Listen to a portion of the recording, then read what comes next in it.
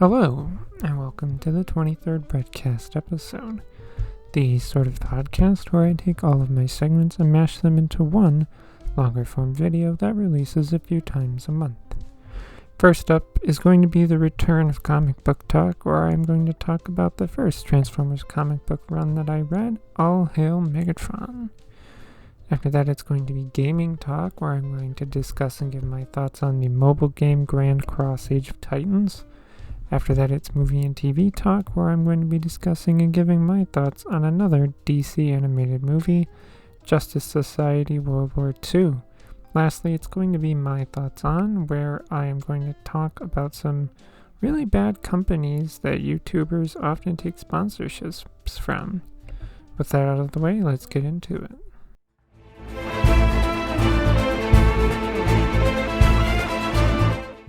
Hello, and welcome to the Comic Book Talk segment. In this segment, I'm going to be talking about the first Transformers comic book run that I ever read, All Hail Megatron. Let's get into it. All Hail Megatron is a 16-issue series published by WWII Comics in 2009. The series was written by Shane McCarthy, illustrated by Guido Guadi. I'm sorry if I'm butchering your name. And colored by Josh Burcham. The series came about as a request from IDW for a story that would change what had been happening in the Transformers comics thus far, and also make up for lost ground that was lost from Simon Furman's last run. Interestingly, the series was originally only to be 6 issues, but an expansion to 12 was requested, and thus it would be. He also specifically chose to have the cast be made up of entirely 1984 to 1986 Transformers characters because they are highly recognizable characters.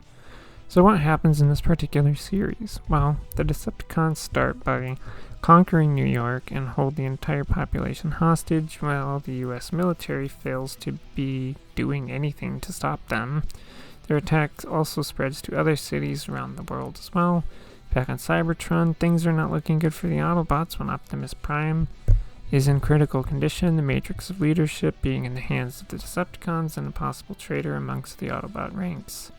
Cup and another group of Autobots show up with enough Energon that Optimus Prime is able to be repaired. They also have more information about the betrayal that occurred. However, a coming Insecticon swarm put all of the Autobot forces into a highly defensive state. It is revealed during the continuing battle that said Insecticon swarm, it is revealed during a continuing battle with said Insecticon swarm that Sunstreaker is the traitor, but Sunstreaker himself sacrifices himself to save the other Autobots. After that, the Decepticons begin to question their place given that the war is seemingly over. Starscream takes the opportunity to doubt whatever goals Megatron may have and decides to gather a group of Decepticons to attempt to overthrow Megatron, and I am sure you can just guess how well that went for Starscream. Back to the Autobots, who get saved from the swarm by Omega Supreme's timely arrival, who transport the Autobots to Earth.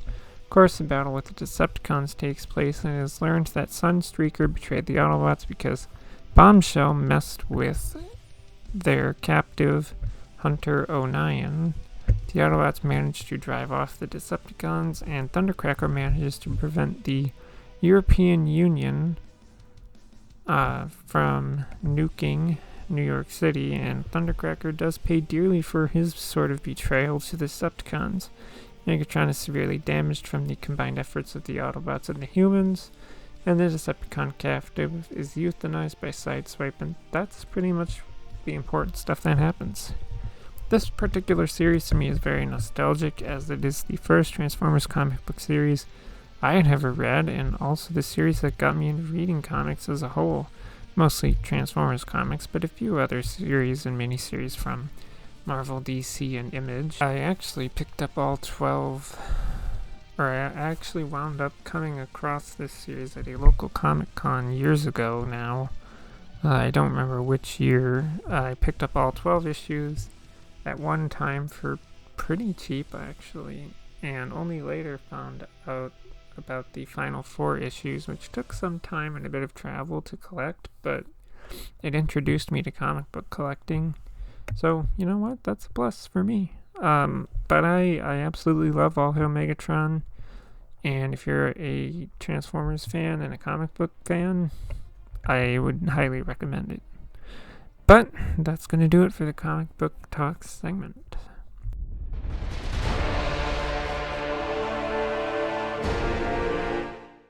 Hello, and welcome to the Gaming Talk segment. On this segment, I'm going to be discussing and giving my thoughts on the mobile game Grand Cross Age of Titans. Let's get into it. This game, I feel like, wants to be multiple different genres of games while not really fitting into one particular genre at all.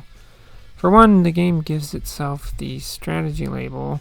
That one probably confuses me the most because I can tell you from playing this game, there isn't really an ounce of strategy that goes into it. It doesn't matter where you place your troops on the battlefield because of the fact that they'll just walk straight into whatever battle is going to occur in front of them. Heck, even saying it's an action game is really generic to say, and it's quite a stretch for this game. It also has the tag of RPG game, which I also don't think fits into it either because I don't think I'm fulfilling some sort of role being played like in other RPG games like Skyrim. But I don't know. I don't think any of the genre tags this game has fits it very well.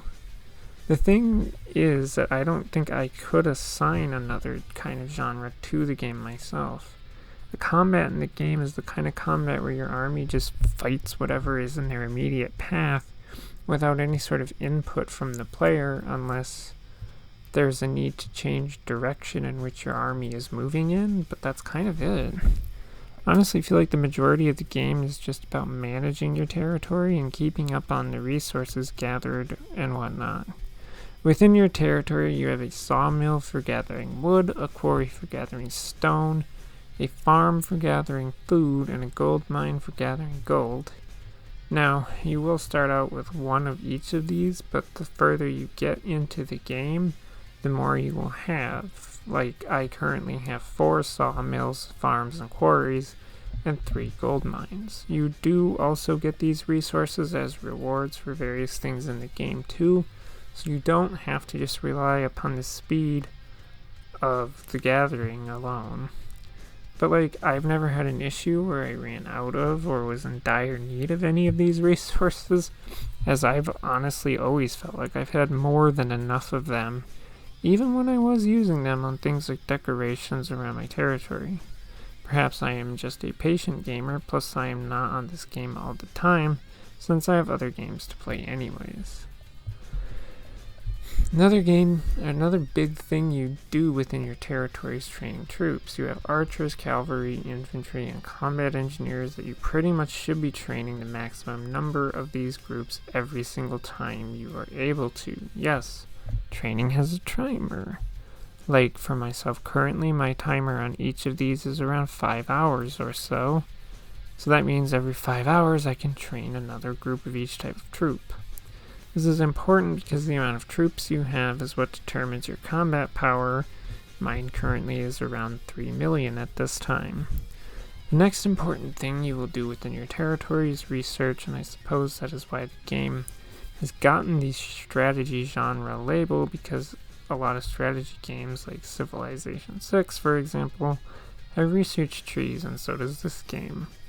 Research does things like lowering production time on your various resources, lowering the time it takes to build stuff, increase the amount of resources your troops can carry when out in the world, and so on. There's a lot of good bonuses you get from doing research, and there's no reason not to do it, as it's just another thing in this game that is on a timer, but I am okay with that. Now, this wouldn't be a mobile game if it didn't have a summoning gacha mechanic. Compared to other games that I've played, I really don't think this one is all that bad, because you get a lot of chances at free pulls, essentially, and I never feel like I need to spend gems to get more summons. Honestly, every single hero I have gotten through free summons, whether it's an uncommon, rare, unique, or legendary hero. I never paid out once for it, and just got lucky enough, I suppose, even in events. That's not to brag either. I think a person can honestly get through or get a lot of good heroes without needing to use gems at all if one has the patience. Of course, you can use gems to get summons if you want to, but I think gems are better used elsewhere within the game. The thing with summons is that the further you upgrade the star fragment, the more free summons you get, and those free summons become available to do again like every 3 minutes-ish. So I have up to 7 summons at this time, and I can do one of those every 3 minutes, which is fine. Now, I don't always get heroes every summon. Sometimes I get resources, star level fragments, and more often than not, repeat heroes that get turned into mana stones that are used for upgrading hero skills. There are, of course, other buildings in your territory, like the embassy for supporting troops in your alliance, Operation Command, which is related to alliance war if one is active, your storage, which is for storing excess resources, and the hospital, which is where you heal your troops after battle.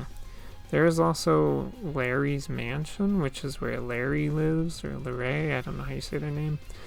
It just kind of keeps track of what you do within the game and rewards you with various things for what you do and tells you the number of travels that Lori has taken.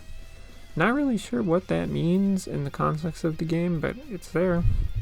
So I've said a lot about the game already, but one thing, and a big thing that I've not touched on yet, is progression of the game, and it is progression. Yes, there is a story to the game, and I'm not going to tell you what it is because I feel like that is something one should experience for themselves if they want to, but since it's a mobile game, progress starts out pretty smooth and then gets slower and slower the longer one continues to play the game.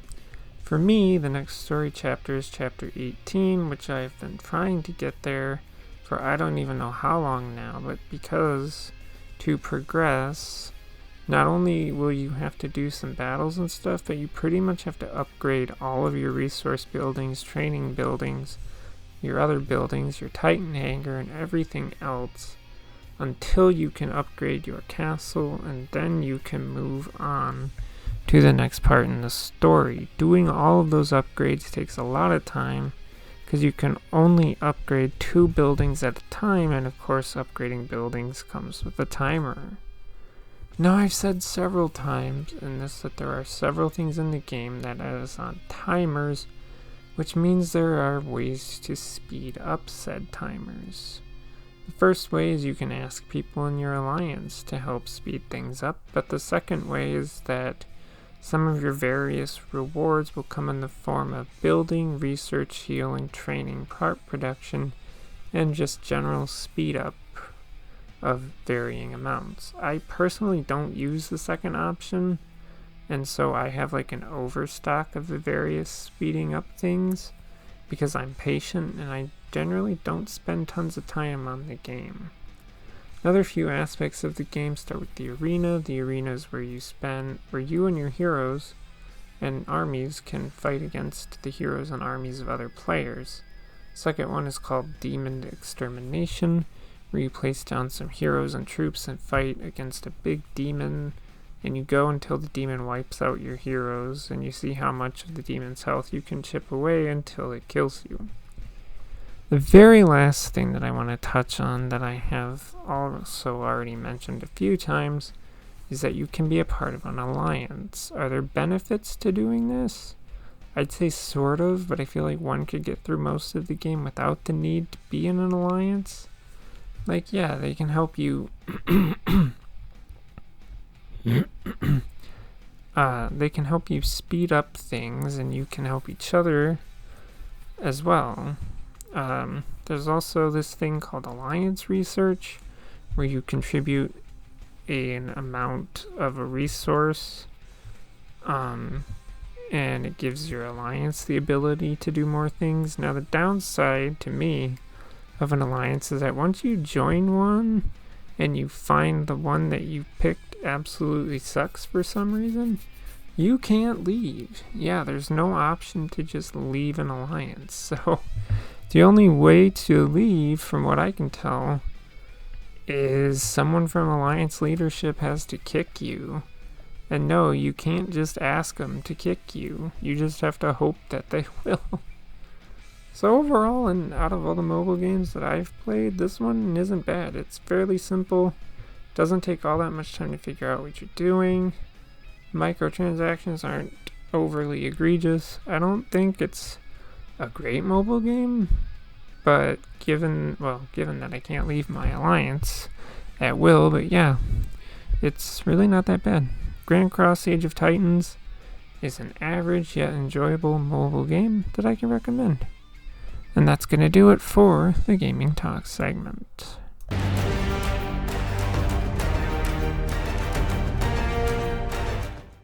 Hello, and welcome to the Movie and TV Talk segment.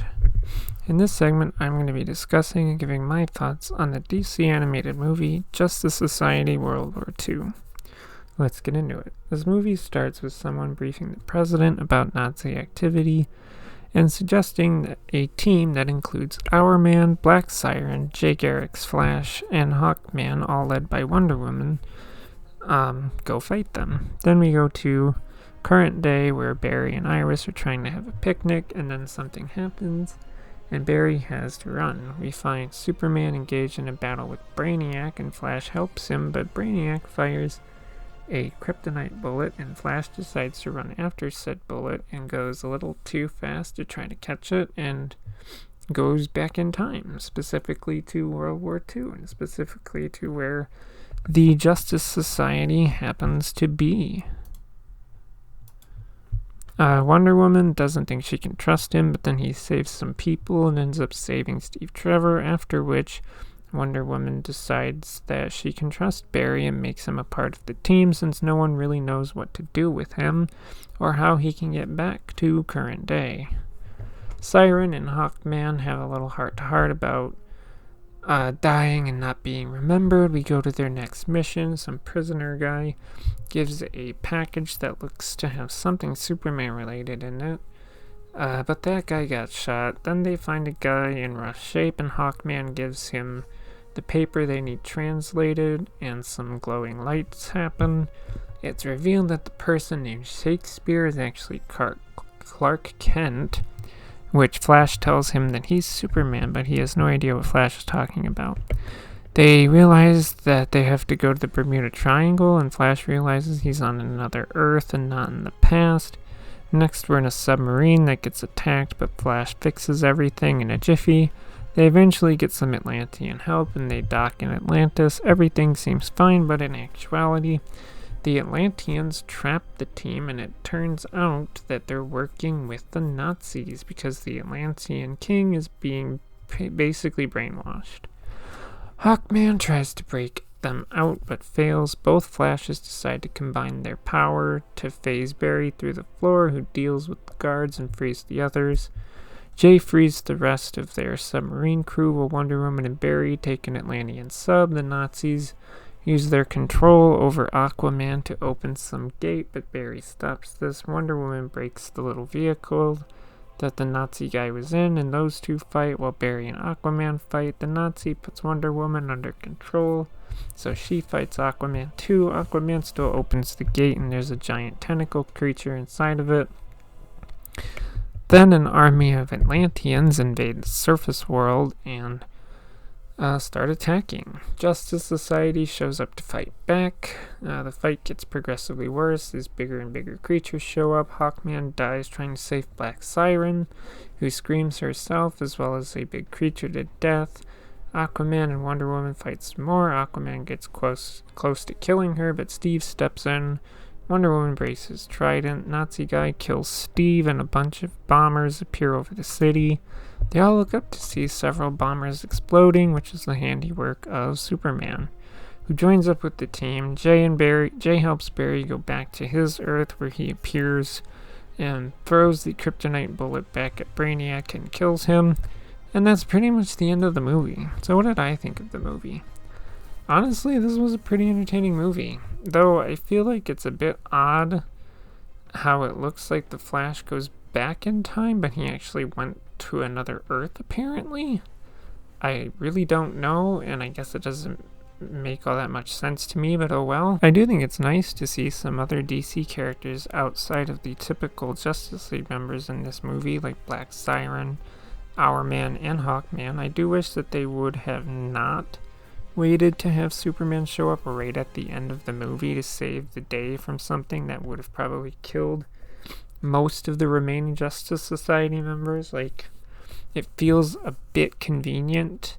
Like, oh, look at all those bombers. That looks really bad for us. Oh, wait, no. Superman showed up and saved everyone, so it's fine. I feel like the end of the movie was not done all that well. Like, yeah, Barry gets to go back to finish helping Superman deal with Brainiac. And yeah, Black Siren, Hawkman, and Steve Trevor all died, and they thwarted this one Nazi guy's plan at the moment, but that's it. We don't know what the remaining Justice Society members are going to go on to do, or if that final battle was something that ended World War II. I feel like the ending was left very open in some ways, and I just wish that it wasn't. I'd like to know what happened to the remaining Justice Society members, since 3 of them died battling Atlanteans. Also, I'd like to know what even happened to Aquaman. Did he break free of the Nazi guy's control and regret what he and his people did? There's just a lot of open questions that I'd like answered, but I guess I'll never know. Either way, I really enjoyed this movie, and I'm glad to have finally knocked another DC animated movie off my list. It's got good animation, good action, and just all the things I expect from a DC animated movie. Justice Society World War II is a good and enjoyable movie. And that is going to do it for the movie and TV talk segment.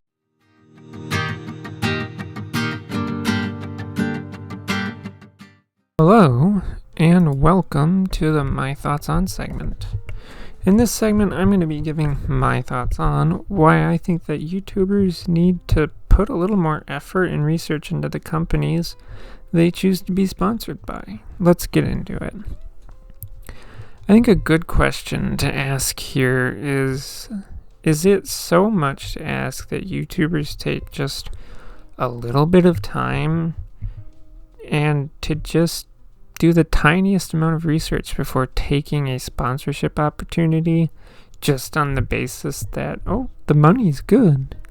Like, if I was a much bigger YouTuber, there are companies that I would not take a sponsorship offer from, even if they offered me $100 million. The most obvious two for me off the top of my head would be the Raid Shadow Legends and those Raycon earbuds. Raid because it's a mobile game that I have zero interest in actually ever playing, and Raycons because I know from a YouTuber that actually did a not sponsored review of them, said that they sound terrible, and I personally hate the feeling of earbuds in general. Of course, the two bigger ones that I'd instantly say no to would be HelloFresh and BetterHelp, and now I want to talk about those, beginning with HelloFresh.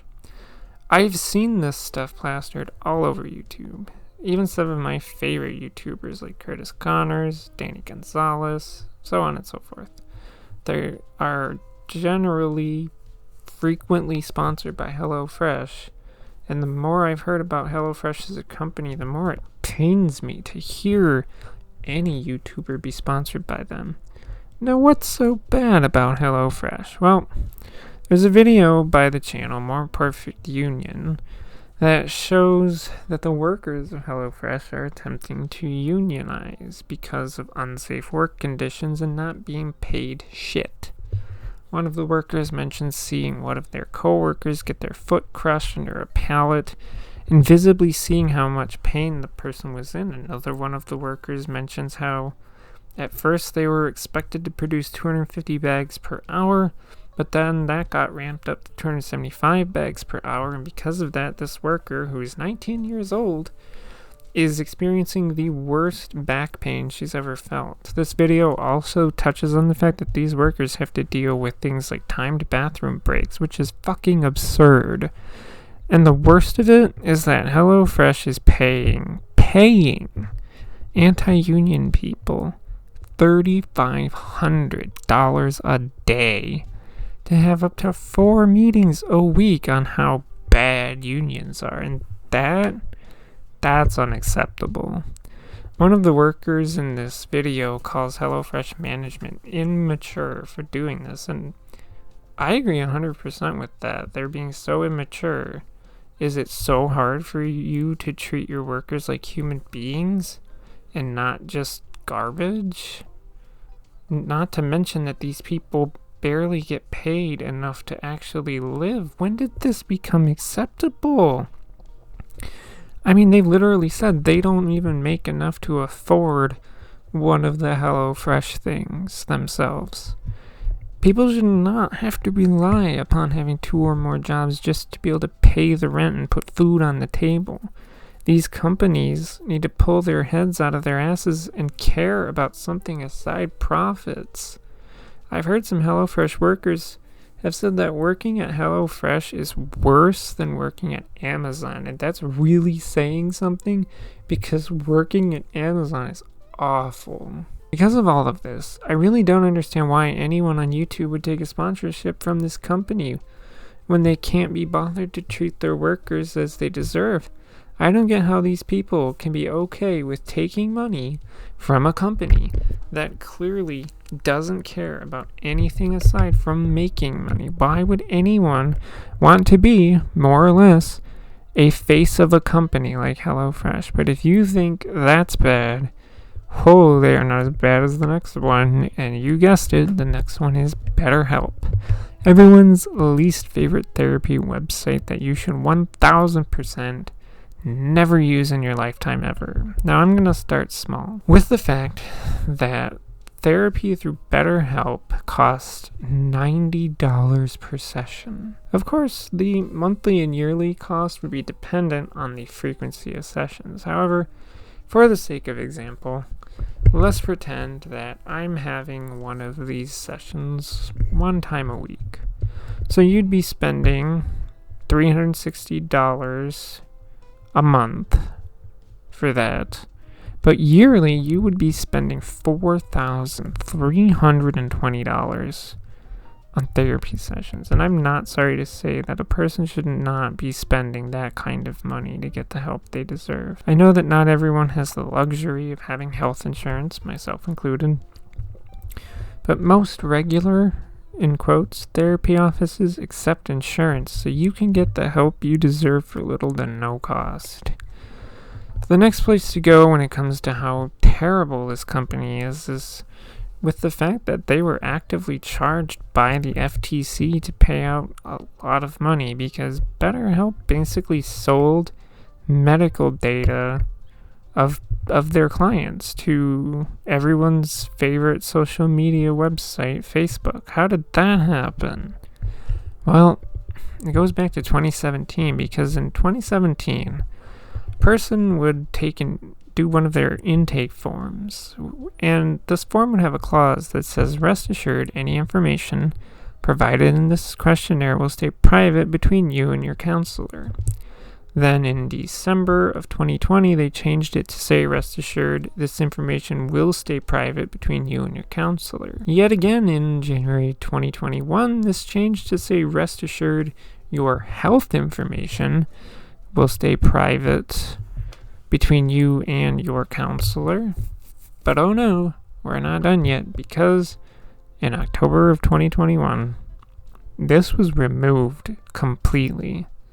And this is the exact reason why these people's medical data got sold to Facebook. And that is because BetterHelp wanted to bolster their advertising reach, as well as basically let Facebook do whatever the hell they wanted to do with all that data. Also, I'd like to thank, I think it was the channel Megatron.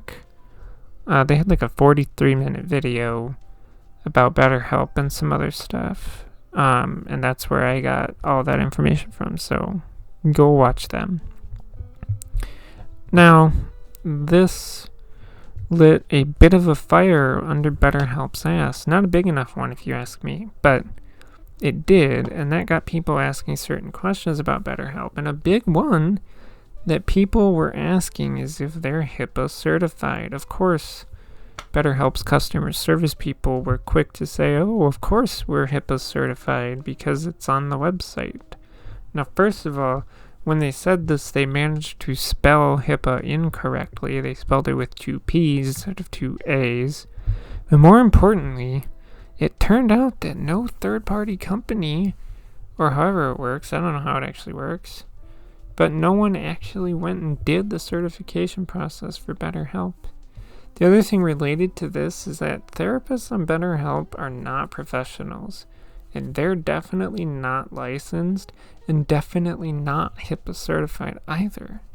Let's add to that from the therapist side of things, therapists through BetterHelp make little to no money working under BetterHelp. From a video I saw, a person working as a therapist for BetterHelp said that the only way to make a livable wage with BetterHelp is to be working 40 to 50 hours a week, and that's insane. So not only is it bad for potential patients, but it's bad for potential therapists too. Now, the last thing is something I truly did not know with BetterHelp is that they're actually an Israel-based company, with the CEO being a former IDF soldier.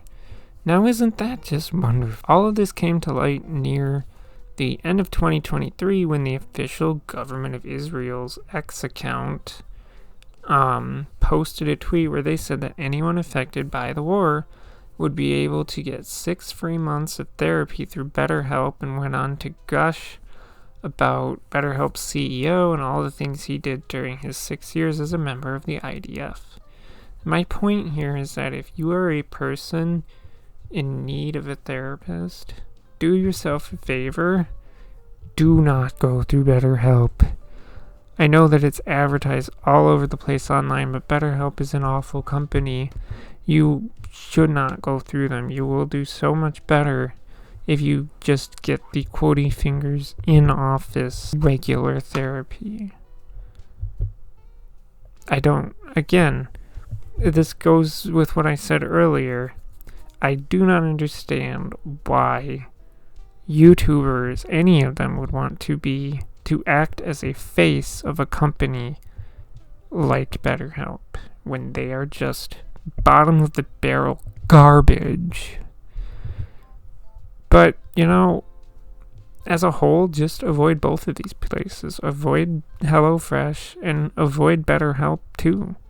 And spread the message around about how horrible these companies are. I really hope that YouTubers will get this message and stop taking money and doing sponsorship reads for them. Yes, I know that's a lot to ask, but I guess one can dream. But that's going to do it for the My Thoughts On segment.